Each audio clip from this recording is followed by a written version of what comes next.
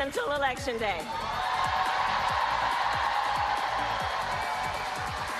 And we know ours will be a tight race until the very end. And with your help, we will win. You heard Vice President Kamala Harris there. 53 days until Election Day, and both sides are taking their messages straight into contested political territory. What the campaigns are doing in this final stretch. I'm Gadi Schwartz, and this is Stay Tuned Now.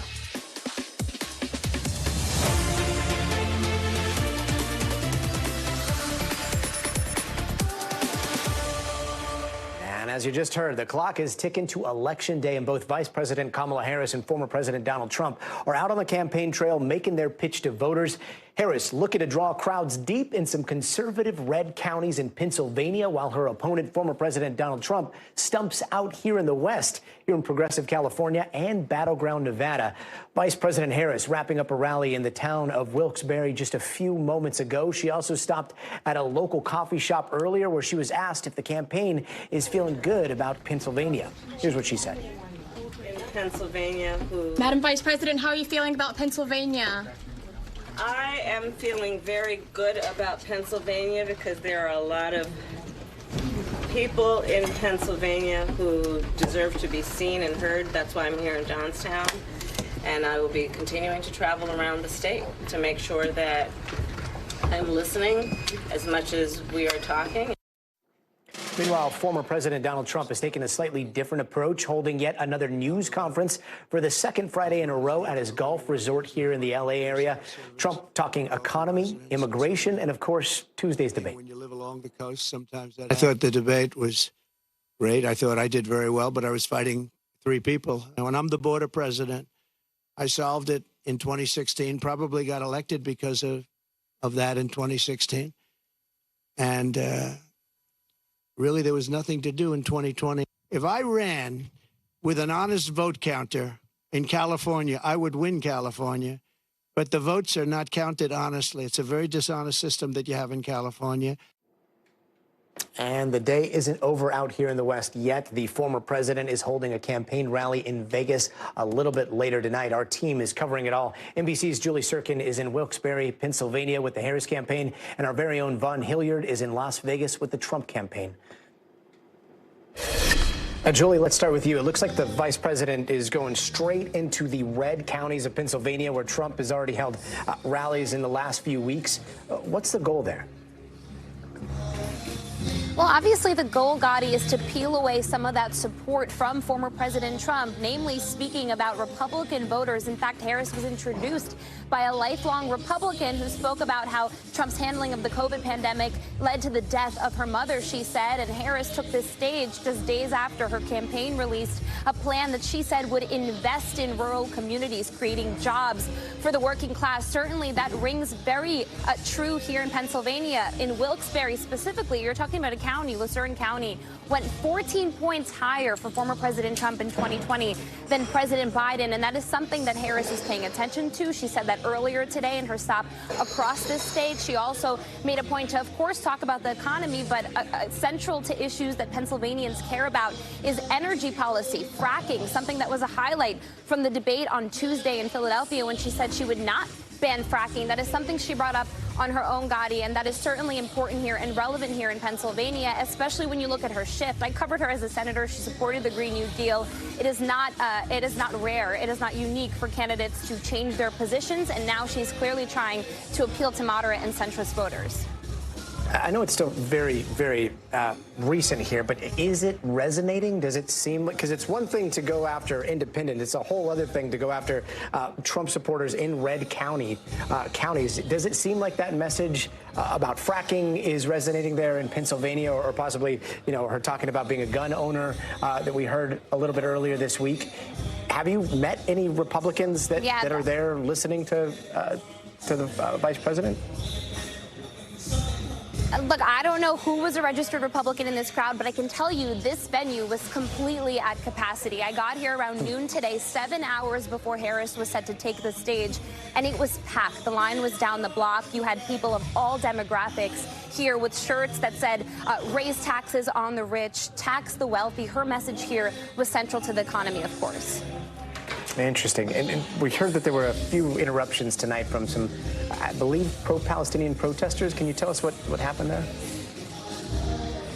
So this is not uncommon for Harris. She's in fact gotten used to her response when this happens at her rallies. Of course, there is an uncommitted movement, a group of voters who perhaps are considering sitting out this election. And that is something that the Harris campaign is paying attention to. But I have to tell you, it was two people. And I know that because we saw them pass by as they were being escorted out at different moments, yelling, of course, Free Palestine, calling on Harris as in her role as part of the Biden administration to stop weapons and money to Israel as they wage their war in Gaza because of what Hamas did on October 7th. But they were quickly escorted out of here.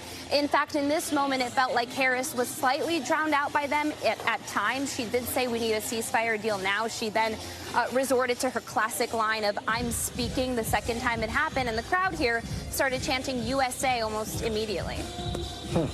Yeah, some important context from the ground there. Julie Sirkin, thank you. Now let's now go to Von Hilliard, who's out in Las Vegas. Von, Trump's been holding these news conferences pretty regularly now. What's the campaign strategy there? This actually really started after the Republican National Convention, Gadi, which coincided with Kamala Harris taking over the top of the Democratic ticket. This was really sort of a change approach for Donald Trump, who had stayed away from, traditional news organizations like our own here at NBC News. But after Kamala Harris took over the top of the ticket, this was the first time he's really had his back up against the wall politically. Polling numbers in battleground states flipping on their head, showing him trying to play catch up to Kamala Harris. And that was only metastasized on Tuesday night with the debate over the course of those 90 minutes between the two.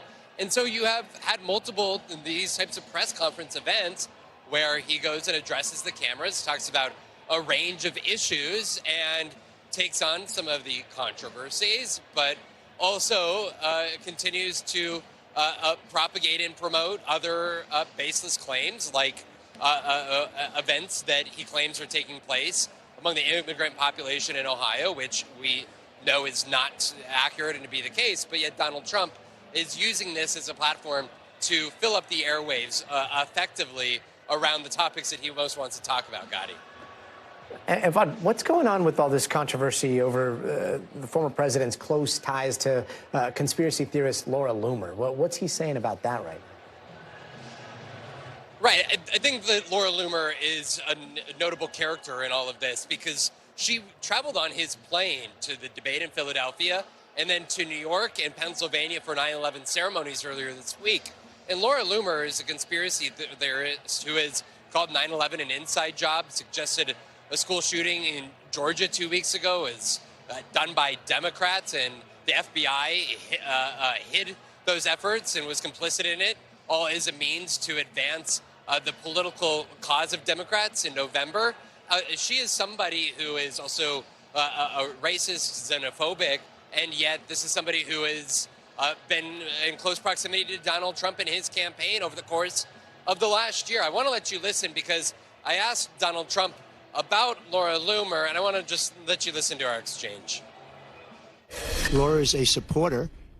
I don't control Laura. Laura has to say what she wants. She's a free spirit. Well, I don't know. I mean, look, I can't tell Laura what to do. Laura's a supporter. She is a strong person. She's got strong opinions, and I don't know what she said, but that's not up to me. She's a supporter. And I asked him whether he had been told that by anybody on his campaign that she was a conspiracy theorist, and he said no. So if you take Donald Trump at his word, this is sort of the operation, the campaign that he's been running, Gadi, over the last 2 years is one where he is the one calling the shots, and he surrounds himself by who he wants to be in close proximity to. Now, he did put out a social media post this afternoon saying he does not agree with her statements, but he was not specific about those statements, and he did not completely disavow her or say that he was not going to have any affiliation with her, calling her a strong supporter with great spirit, Gadi.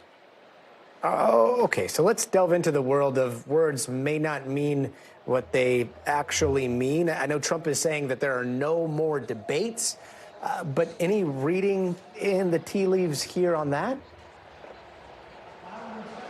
Right. Donald Trump says that he's not going to do a third debate, and there were a couple different options that we know that they were engaged in conversations about.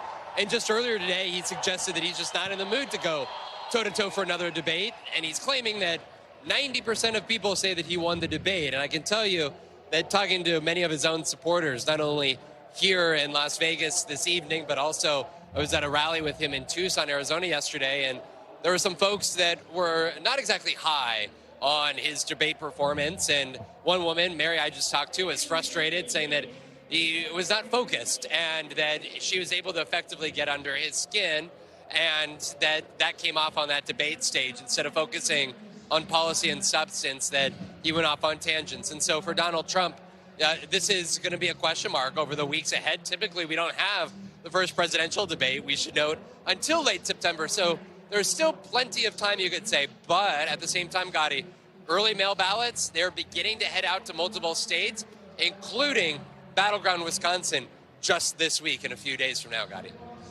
Vaughn Hilliard there in Las Vegas. Vaughn, stay away from the craps tables tonight. Thanks so much, brother. Thanks, my friend. And at Boeing plants here in the United States, 33,000 members of Boeing's biggest union walked off the job today after overwhelmingly rejecting a new contract. NBC News senior correspondent Tom Costello has the latest on that massive strike. For an iconic American company, after a late-night vote tally, 2024 went from bad to worse. More than 33,000 workers walking off the job. Assembly line production in the Northwest expected to slow to a standstill. The 737, the 767, and 777 all affected, with nearly 95% of union members voting to reject Boeing's latest offer. There haven't been an increase in the wages since 2016, and the cost of living here has skyrocketed. It's just the latest body blow to America's aviation giant. Boeing stock down 35% this year. January's door plug blowout and federal investigations found a breakdown in Boeing's quality control. Top execs, including CEO Dave Calhoun, out. In July, the company pleaded guilty to a federal charge tied to 2 fatal MAX crashes overseas. Boeing's offer, a 25% pay hike over 4 years, but without yearly bonuses. In 2014, workers lost their pensions. Now, the union wants a 40% pay hike. This strike is the first one in 16 years at Boeing, and it couldn't come at a worse time. After agreeing to his own $39 million pay package, News CEO Kelly Ortberg urged union members to take Boeing's offer, but the union said no. This is about respect. This is about addressing the past, and this is about fighting for our future. The strike comes as Boeing Space is also losing money. NASA did not trust Boeing's Starliner spacecraft to bring 2 astronauts home from the space station, so Starliner left the station without them last week. Astronauts Sonny Williams and Butch Wilmore will come home next February on a SpaceX ship. Today, they talked about it from space. Let down? Absolutely not. Never entered my mind. 90% of our training is preparing for the unexpected. And sometimes the actual unexpected goes beyond what you even think that could happen. Tom Costello, thank you. And again, it has now been 98 days since Sonny Williams and Butch Wilmore arrived at the ISS for what was supposed to be a 10-day mission on Boeing's Starliner capsule. That spacecraft returned to Earth last week. Butch and Sonny are scheduled to come back on a SpaceX mission in early 2025. And NBC's Marissa Parra has the latest. Yeah, well, for all the talk about these stranded astronauts in space, for all the worries and concerns for them, today was probably pretty insightful, because what we saw and what we heard the first time we're hearing from these 2 astronauts, Butch Wilmore, Sonny Williams, up there at the ISS, were really reassuring and explaining that they are professionals. We have seen that. We have heard that from the people who know them, and they expected this. They are test pilots by nature. They expected there to be some glitches that they needed to work through. And so they didn't show any hint of frustration. They said that they were very quick to accept the situation exactly as it is, which, of course, we know roughly a week-long stay became now it's going to be an 8-month or longer stay. And they explained that this is just kind of how it goes. So you're going to hear that calm, cool collectedness in just a moment. Let down? Absolutely not. Never entered my mind. Obviously, when you have an issues like we've had, there's some changes that need to be made. Boeing's on board with that. We're all on board with that. We're excited to fly in 2 different spacecraft. I mean, we're testers. That's what we do. You know, we look at different aircraft, spacecraft, whatever, evaluate it, and that's a pretty unique opportunity. Now, Butch and Sunny will be spending both of their birthdays in space. Sunny's birthday is coming up in just a few days. Of course, you've got the holidays coming up. So while Butch and Sunny have been very vocal today about how that they were very quick to accept this decision, they did explain that this is harder on their loved ones, explaining the toll on that. Butch Wilmore's daughter had posted on TikTok saying she missed her father. He's missing her last year of high school. So, of course, much harder on their loved ones. But listen, Butch and Sunny are definitely staying busy up there. We just learned that Sunny is going to be the new ISS commander. This is someone who's in charge of overall operations, crew activities, crew health, and they are staying busy with their workouts. This is really important, of course, to an astronaut's daily functioning and their health. And, of course, they have experiments that they're running up there. But I want to end on one note that I thought was really interesting. Butch said that he actually requested his absentee ballot last Friday so that he could vote from space. So listen, if he can do it from 250 miles above Earth, the rest of us can do it. Marissa Parra, thank you. And joining us now is someone who knows space, who knows the ISS, and who knows Sunny Williams very well. Former NASA astronaut Clay Anderson, welcome. I know you and Sunny are close. You've called her your space sister in the past. This is the first time that we're hearing from them in a while. How do you think they're adjusting to all this? And that's quite the promotion that Sunny's getting here, right? Yeah, they're doing fine. I would have expected nothing less from my space sister, Sunny. And Butch as well. They are professionals.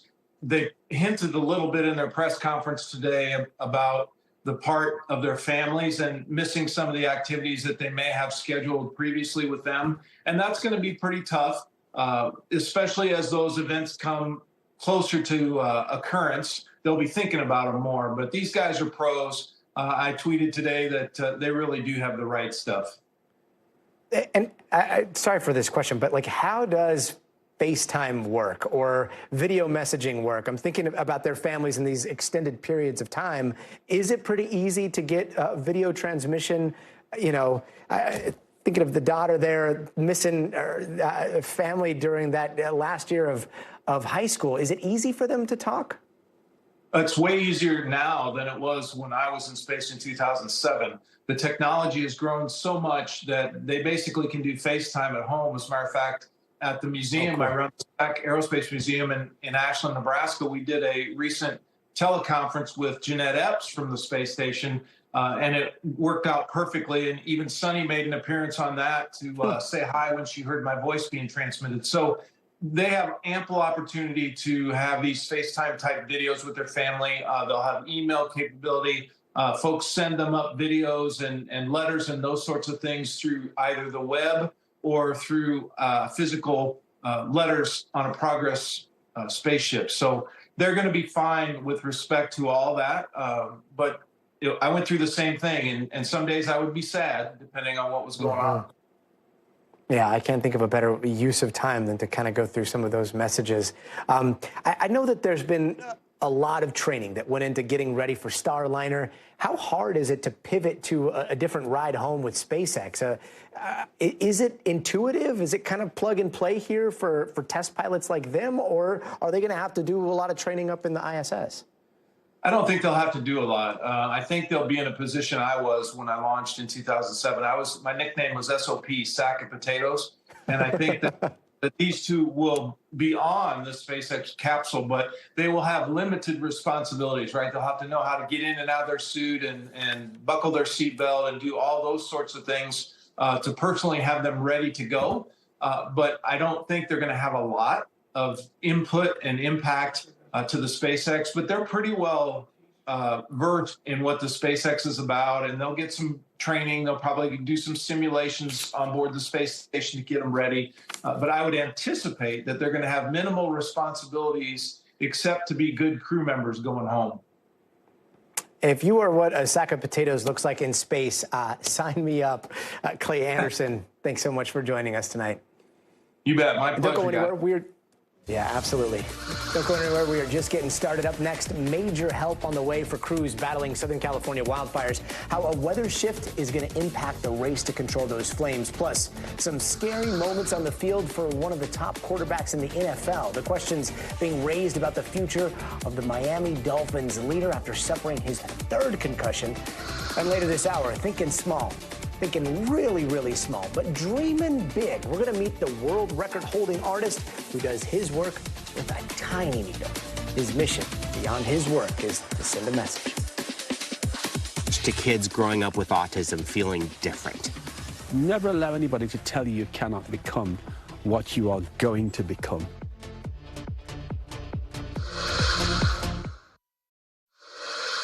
Hey, welcome back. And here are some of the other headlines we're watching tonight. The jury in the trial of the accused gunman in the deadly Colorado supermarket shooting viewed the full security cam footage for the first time today. And in it, the shooter is shown running through the store, shooting at victims and firing at police. 10 people were killed at the Boulder King Supers back in March of 2021. The suspect has pleaded not guilty after a judge ruled last year that he is fit to stand trial. And Justin Timberlake is facing the music. Today, he's speaking outside the Long Island courthouse after taking a guilty plea deal. I try to hold myself to a very high standard for myself. And this was not that. And the singer was arrested in June, charged with intoxicated driving in the Hamptons. Making a public statement was part of that agreement. He's also got to pay a fine and do some community service. And a Sinaloa drug cartel kingpin is standing trial in the U.S. Mexico's Ismael El Mayo Zambada pled not guilty to drug trafficking charges. Prosecutors say he is one of the most powerful drug lords in the world. He was arrested in July as part of a U.S. law enforcement coup, and he's facing trial in the same New York court where El Chapo was convicted 5 years ago. And Boar's Head is shutting down the Virginia plant linked to that deadly listeria outbreak. At least 9 people have died. Inspectors have found mold, insects, and strange liquids dripping from ceilings at that plant. The deli meat company recalled some 7 million pounds of meat in July. Now check out this massive fire in Philadelphia. Flames shot out of a pretty large commercial building, and it lit up the early morning sky there. No one was inside at the time, and it doesn't look like anyone was hurt, but they're trying to figure out how it started. And 3 wildfires continue to rage here in Southern California as fire crews struggle to put them out. You're looking at the so-called line fire, which is about 20% contained. And tonight, 34-year-old Justin Halstenberg is behind bars facing arson charges, with investigators saying he started that inferno intentionally. He's set to face a judge on Monday. Meanwhile, the other 2 wildfires are less than 10% contained each. Combined, all 3 have burned more than 100,000 acres and destroyed countless homes. Let's bring in NBC News correspondent Liz Kreutz. Liz, let's start with the suspected arsonist here. Prosecutors claim that he set 3 fires last week. What do we know about him? Yeah, Gadi, well, you mentioned his name is Justin Halstenberg. He's a 34-year-old man. There's reports that he was a FedEx delivery driver, and he is being charged with arson for starting the line fire. And also officials say that he did start 2 fires on the same day. Prior to starting the line fire, those fires were able to be put out. Obviously, the line fire has exploded. It's 37,000 acres. He now faces 9 felony charges, including aggravated arson, arson of residence, 3 counts of arson of forest land, among others.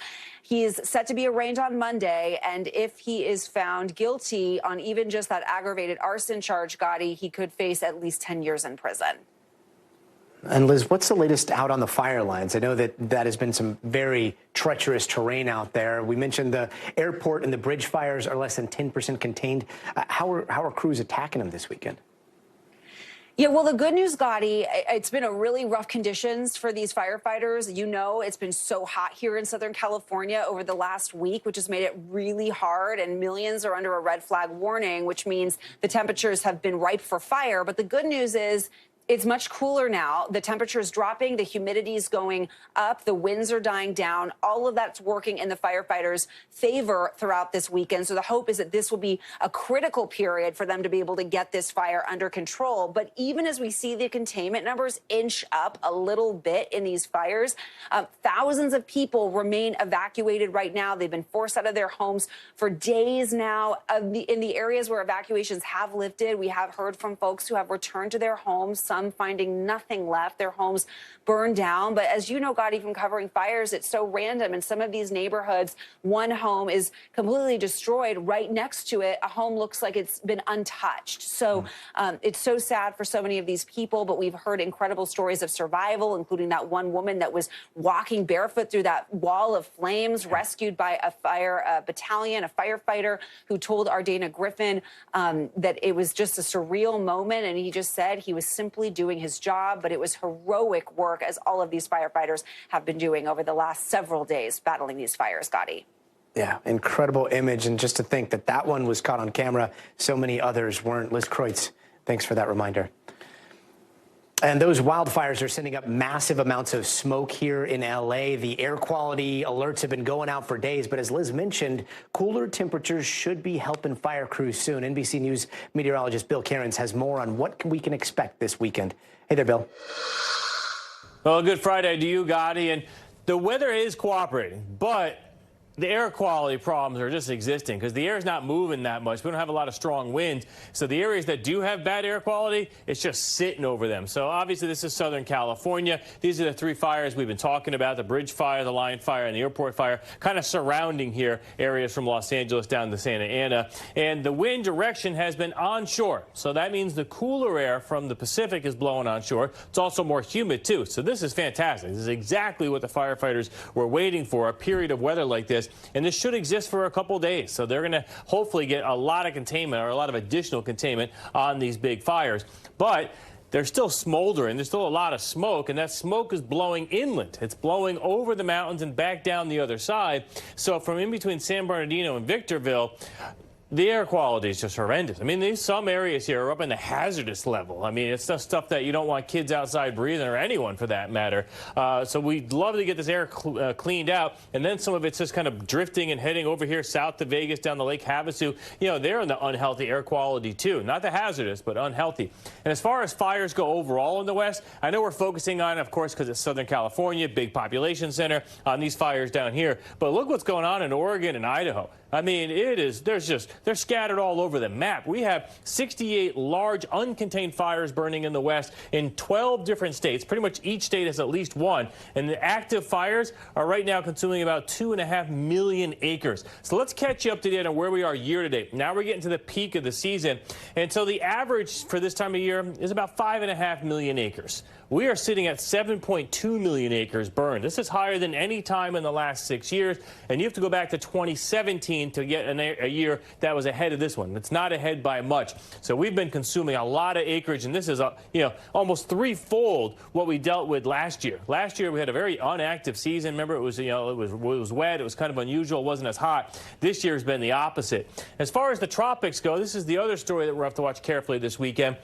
That's what's left of Francine. We got a lot of tropical moisture here. We do still have some flood watch potential. We've had numerous flash flood warnings during the day today, and that could continue on and off as we go throughout the night into tomorrow. And it doesn't look like great weather, especially Saturday. On and off heavy rain from Birmingham all the way down to Montgomery. And then along the southeast coast, this is where it gets a little more interesting. We're up to about a 40% chance of development here off the South Carolina, North Carolina coast in this development zone.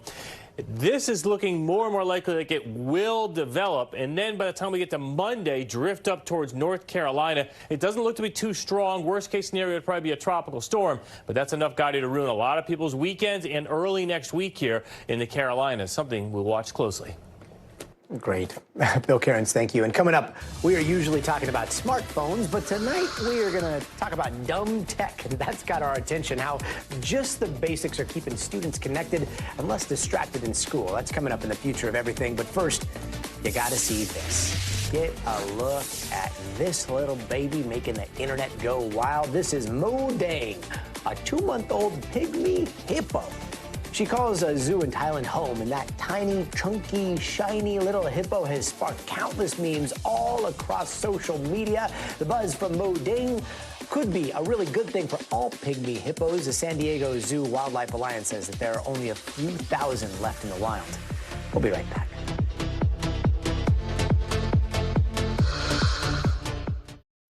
Hey, welcome back, and here's some of the stories happening out west that we're following right now. In Washington, a terrifying moment on a dock when a river otter pulled a kid into the water. When the boy's mom tried to rescue him, the otter turned and attacked her. Now, that child was treated at a hospital for some scratches and bite wounds. It turns out otters are very cute, but like any wild animal, they are very unpredictable. And at Arizona State University, police are investigating a sexual assault. Authorities say the victim and suspect were with a group that had gathered in a campus housing building. As the others left, the victim was alone with the suspect, and that's when police say that alleged attack happened. No arrests have yet been made. And the famous Sundance Film Festival might be on the move. Organizers are considering Boulder, Colorado, or Cincinnati, Ohio for the new location of the event. For now, it's still in Park City, Utah. A decision about a potential move won't be made until after the next festival in January. Hey, welcome back. Let's take a quick look around the world. Ukraine's plea to use European-made long-range missiles against Russia is being discussed by top U.S. and U.K. leaders today. It was on the agenda as President Biden met with the British Prime Minister at the White House. And the missiles would allow Ukraine to strike certain targets deep inside Russia. However, officials from both countries say a decision or any major policy announcement is not imminent. And North Korea is releasing the first ever images of its uranium enrichment facility that helps produce fuel for its nuclear bombs. Kim Jong-un is shown touring that facility in state media footage. He's asked his military to, quote, exponentially increase its nuclear arsenal to be ready for combat with the U.S. and its allies. North Korea's nuclear program is banned under UN Security Council resolutions. And over in London, 2 men have been charged after stealing the famous Banksy work, Girl with Balloon. You've probably seen that one. The piece was taken over the weekend from an art gallery, but it's since been recovered. The famous painting is valued at over $350,000. It was the only item stolen from that gallery there. And China is raising its retirement age for the first time in decades. It changes 60 to 63 for men, 50 to 58 or 55 to 58 for women in white-collar jobs, and 50 to 55 for women working in factories. Now, this is all because of the country's struggles with falling birth rates and an aging workforce. State media reports the changes will go into effect over the next several years. And turning now to the situation on the ground in Gaza, where the war has completely leveled cities and killed over 40,000 Palestinians, according to Gaza's health ministry. Meanwhile, over 100 Israeli hostages are still in Hamas captivity, suspected to be somewhere in the Strip. Richard Engel and our NBC team got exclusive access inside Gaza. Here's what he saw. The Israeli military today took a small group of reporters for a rare visit inside the Gaza Strip. Gaza is otherwise closed to foreign journalists. Everywhere you look, there is just nothing left standing. The military wanted to show us how Israel's punishing war has broken the back of Hamas in the city of Rafah. NBC News agreed to blur the faces of troops for what the Israeli military says are operational security reasons. The Rafah brigade is not functional military-wise. The scale of the devastation was beyond anything I've seen in more than 2 decades covering war zones.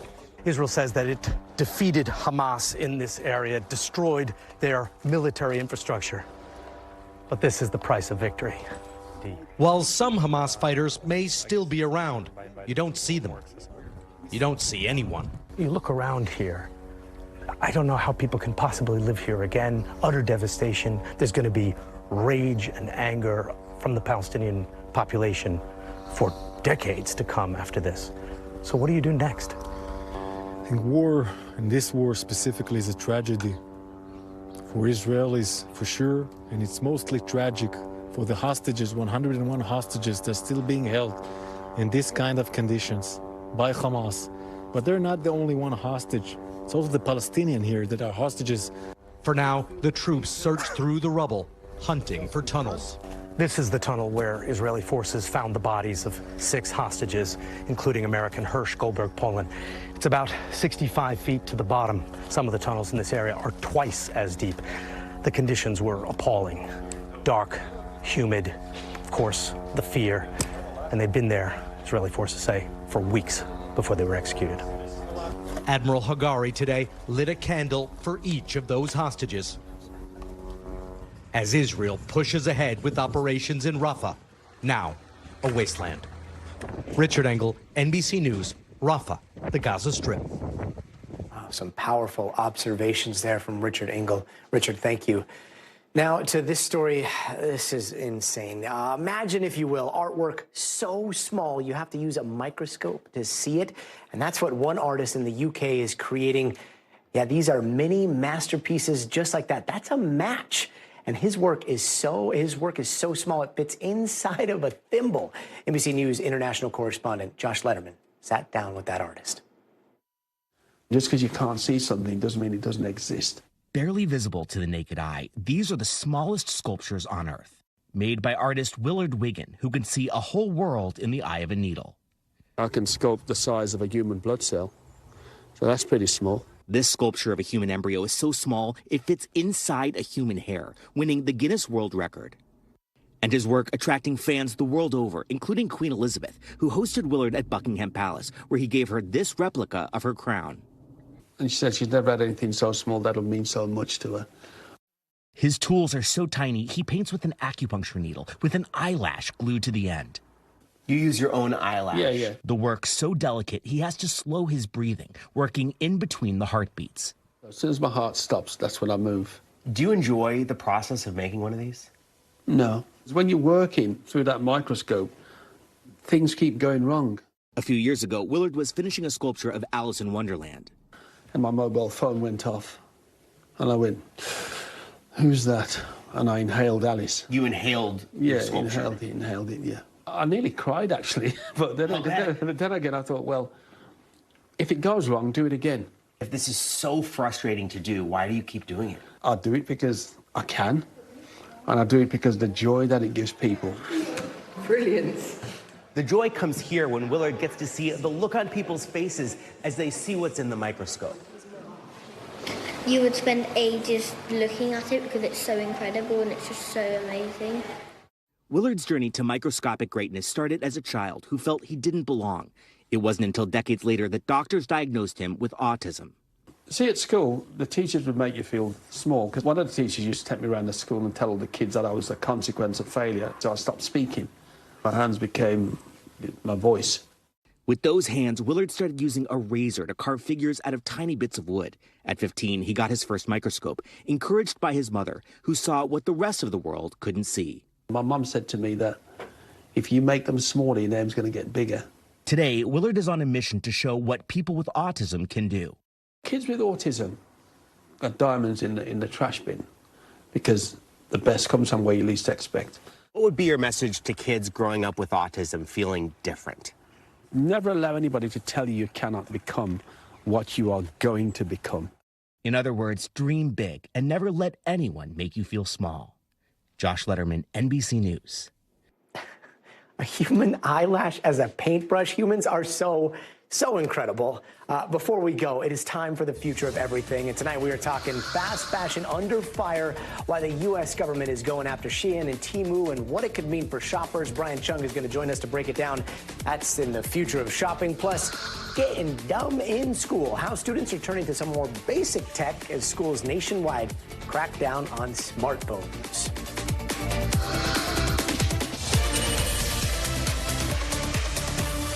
And tonight in the future of everything, right now, all across the country, the biggest fights happening in schools is always between teachers and students over cell phones. They have become such a sticking point, so much so that many districts are having to figure out how to manage their own policies to keep kids' grades on track. According to the Pew Research study, over 70% of U.S. high school teachers say cell phone distraction is causing major issues in their classroom. Some states have recently chimed in, too, with 4 of them passing laws outright banning cell phones in schools.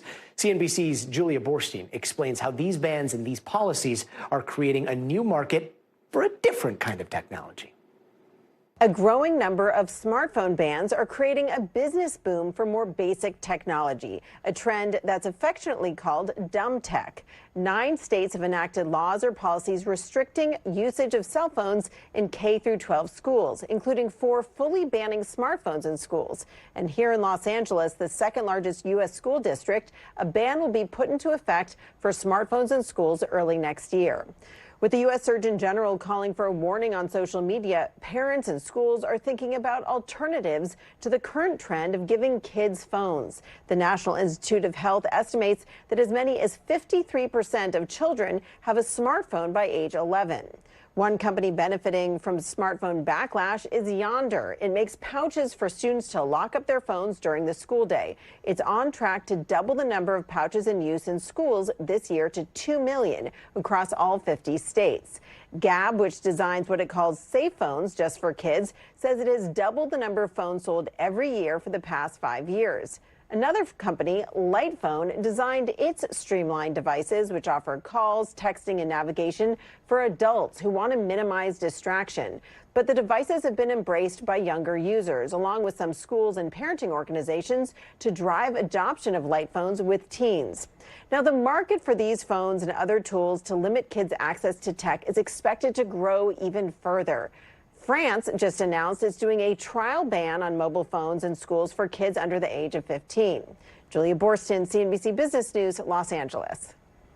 Julia, thank you. And now to the future of shopping. We're talking fast fashion tonight, and in particular, fast fashion that seems way too good, way too cheap to be true. Those deals that you see on your phone for shirts and jeans for like $20 or less that you'd think would be, I don't know, like the perfect statement piece for the weekend. Well, sure enough, when it comes to online shopping sites like Shein and Temu, well, the government is about to get involved because the Biden administration has been arguing that the reason it seems too good to be true is because those Chinese-owned companies have been taking advantage of a loophole that allows some foreign companies to avoid huge amounts of import fees by sending smaller shipments directly to Americans. Apparently, that strategy has also been paying off big. According to some policy experts, in 2022, neither Shein or Temu paid a single dime in import taxes.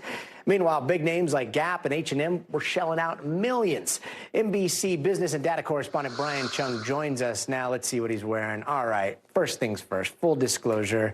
Have you been Shein or Temu'd? Be honest with us before we even talk about this. Gotti, you know I shop at the same places that you shop at. You've seen this jacket before. You've seen this jacket before. I know where you got that, and I like it. And, you know, we're very thrifty shoppers. I do love that. But, I mean, look, even for this, I was just looking like this. This is a pretty sick shirt. $6 on Shein. Like, how is this happening? And tell us about this loophole. Yeah, well, let me explain the loophole. So basically, there's a law in the United States. Actually, it's really more of regulation that says that when you ship something into the United States, if it's under $800, it hits this de minimis exception. That's basically fancy language for it doesn't have to go through extra scrutiny, and it doesn't face import duties or taxes. That's a really big deal for Shein and Temu, who don't really send things to the United States in these large pallets. They're basically doing direct to consumer. They produce, for example, a pair of jeans somewhere overseas, and then they ship it directly to your doorstep. So if you're only ordering a $15 pair of jeans and it comes in that one package directly from the factory, guess what? It meets that de minimis exception. It is not charged a tariff or a tax. That's why the Biden administration is saying, you know what?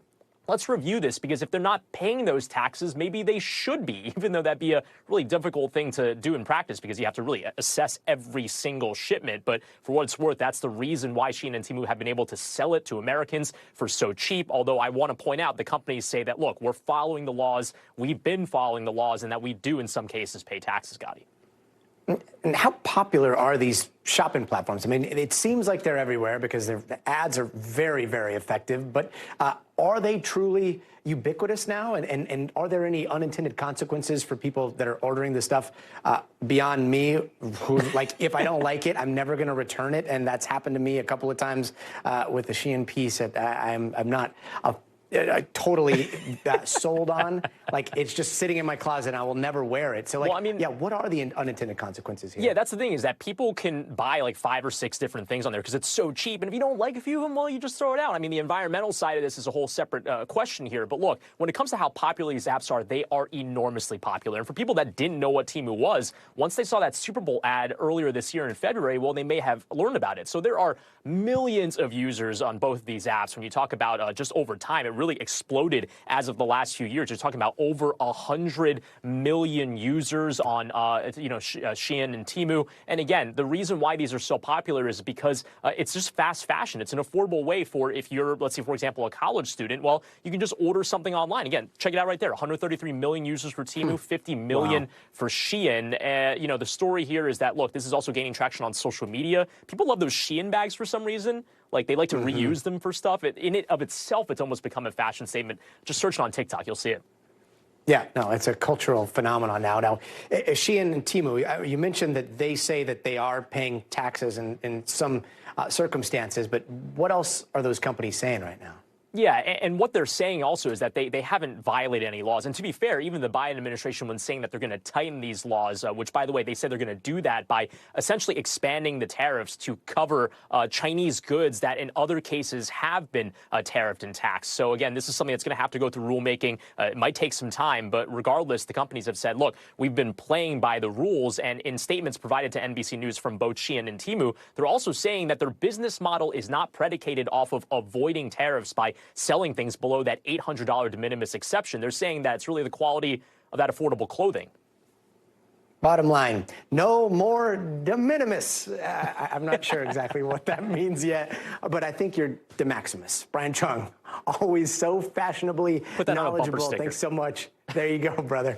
Good seeing you tonight. And finally, let's end your week with 60 seconds of joy. This one comes to us from Allen, Texas, and that's where Mike McCoy is paving a delicious road to recovery for those struggling with addiction. Noel Walker with our NBC station in Dallas shows us how. I think food has become my love language for me. Bright colors and bold flavors envelop the kitchen at Mike McCoy's Allen home like a warm hug. It puts me at peace to create something that I can give to someone else that there's nothing at all they can do for me. This is beautiful. Mike's recipe for success started with losing everything to addiction. So for 10 months, I lived in my car, and some nights I ate saltine crackers for dinner. I got baptized on Easter Sunday in 18, and 7 days later, I woke up sober, and I knew I'd never have a drink or a drug again. He started Chef to the Shelter's nonprofit.